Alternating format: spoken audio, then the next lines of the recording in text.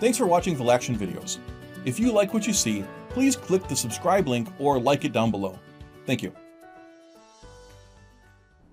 Hello, I'm Jeff Ajek. I'm the owner and founder of Valaction Continuous Improvement. Today I want to talk about a question that comes up fairly frequently.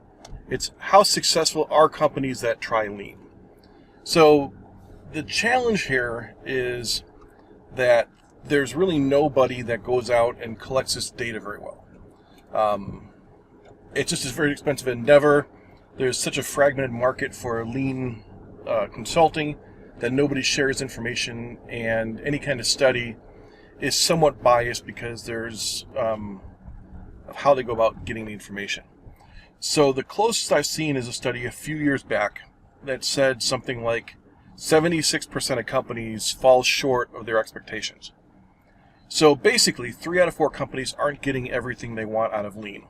Now, the challenges with a study like that is that it's all self-determined. The company has to report. It's not like they're going through and analyzing financials or anything like that, because it's almost impossible to say what % of a gain is due to lean and which % is due to market conditions and that sort of things. So it's just a very difficult, very challenging way to measure it. But I do believe that we're in the ballpark. We say only 1/4 of companies that try it really do it well to where they're happy with their results. Now, that doesn't mean that the other half of companies, the middle part of the ones who tried it and don't find what they want but don't completely fail, there's a group that are going to be somewhere along a spectrum of, they might be expecting like a 10% profit margin increase and end up with a 3%. So it doesn't meet their expectations, but they definitely see some improvement. So that's kind of the challenge with any kind of assessment like that of how effective is lean. The bottom line is that some companies are so that the quarter that get results get great results.